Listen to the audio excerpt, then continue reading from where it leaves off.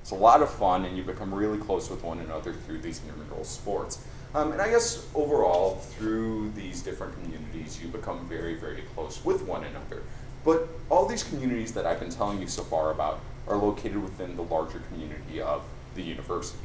So UChicago is located in the Hyde Park neighborhood of Chicago, of course. That's about 7 miles south of downtown, so an easy 15, 20-minute bus or train ride to get from our campus to downtown. It's also about 45 minutes away from where we're at right now, so you can always come home, see your families on weekends. And there is a lot to do as a UChicago student, not just being a UChicago student, but a college student in Chicago. So we get a lot of discounts to sporting events, restaurants, musicals, plays, the Chicago Symphony Orchestra, and houses take trips through these various parts and through these, various things to do. But that's, a good amount on student life, and now I want to get a little bit into the application process. So at UChicago, you can apply through 4 different types of ways. We have 4 different application plans. We have 2 that are due on November 1st, and we have 2 that are due on January 1st. So on November 1st, you can apply through early action and early decision. Early action is non-binding and non-restrictive. That means if you apply to UChicago and are admitted, you're not obligated, you're not committed to attending our school. Of course, we'd love for you to attend if you're accepted, but you have until May 1st to apply to your offer of admission. The non-restrictive portion of early action means that you can apply to any other school that you would like to aside from UChicago. It doesn't matter to us, so it's non-binding, non-restrictive. We now also have early decision. Early decision is binding. That means that you sign this contract when you apply that says that if you are admitted to UChicago, you will be attending. So if you're admitted, you are contractually obligated to attend to UChicago. You're only allowed to apply to one school through an early decision process. The other 2 deadlines that we have on January 1st are regular decision and early decision 2. So regular decision is just like early action, except it's on January 1st. So it's non-binding, non-restrictive. If you apply and are admitted, you're not obligated to attend the school. You can apply to as many schools as you would like. Early decision 2 is just like early decision, except again, the deadline is January 1st. So it's binding, and you can only apply to one school through early decision 2. So if you're admitted, you're obligated to attending UChicago. I guess that's really a lot to comprehend, and I ran through that, but you can always feel free to email me to, see what application plan's right for you. And we also have this very nice toolless application on our website that tells you what plan might be right for you as well. We also accept 3 different types of consortium applications. We accept the Common App, Universal App, the new Coalition application. You don't have to submit all of these, just please submit one of them. Most students do apply through the Common App, which many of you might be familiar with. And this will ask for more basic information, more biographical information. You also have to write an essay through this. And you'll be applying to a lot of schools through one of these consortium applications. But what does the University of Chicago specifically look for in an applicant? We have something that's called a holistic review process, which means that there aren't any minimum test scores, there aren't any minimum GPAs, we don't recalculate GPAs, but every single part of your application is important. So I'll break that down for you further. We look at academics. Have you taken tough courses? Have you been successful in those courses? And have you had some type of positive trends? So the reason that we look at grades, the reason that we look at rigor is not because we want these geniuses on our campus, but it's more so because we want you to be happy and successful when you come to UChicago. I'll be blunt, college courses are tough, so we want to see that you've prepared yourself by taking challenging courses in high school.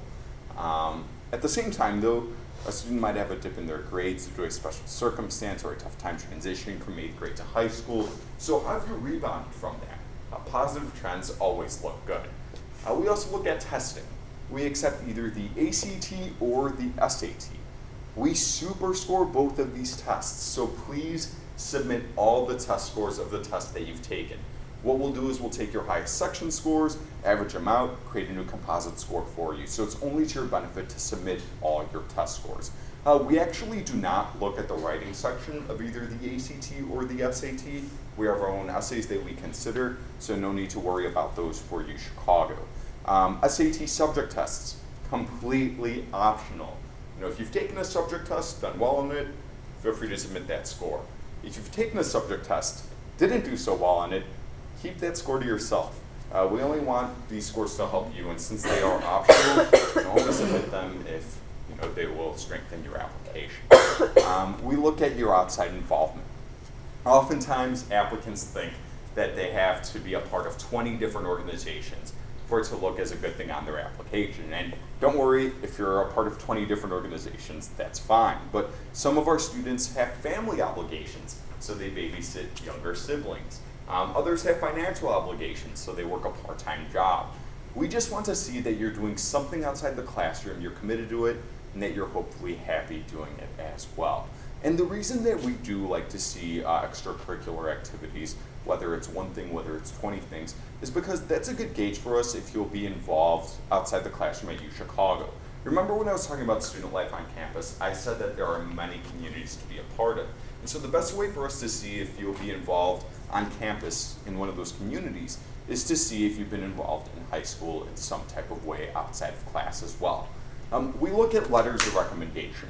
You're required to submit 2 letters from academic subject teachers, so that includes like a math, science, social science, or English. You can feel free to submit a 3rd letter of recommendation from anyone else that you would like, their teacher, a coach, a mentor, whoever it may be. Just please do limit it to 3 letters of recommendation, because after we read 2 or 3, we understand the adult perspective on you, so no need to submit any more than that. Finally, we look at essays. So overall, you're required to submit 3 essays to be considered an applicant to UChicago. One of those essays is called the personal statement. The personal statement is not an essay that's specific to us. It comes with the Common App, it comes with the Coalition App, it comes with the Universal Application. Many colleges are going to ask for it, and you're not changing it from school to school. You're submitting the exact same one for every school that asks for it. I remember when I was a senior in high school at Sandburg, I remember upstairs we were working on our personal statements in Mr. Powers' English class. So you might be working on your personal statements in your English classes. But it's basically an essay that's all about you. You're telling us about who you are, you're telling us about how you think. There are some prompts available, but you're basically giving us some type of personal story, a narrative, whatever it might be. We also have 2 UChicago specific essays. One asks the question, why do you want to attend the University of Chicago? It's very, very important when writing this essay that you do write it for us. But how do you know if you've written a specific enough why UChicago essay? After you finish your draft of this essay, replace the words the University of Chicago with any other university that you could think of. If this essay ends up working with another school, you want to consider being more specific. So I'll give you an example. Someone might say that they want to attend UChicago because we have an economics program.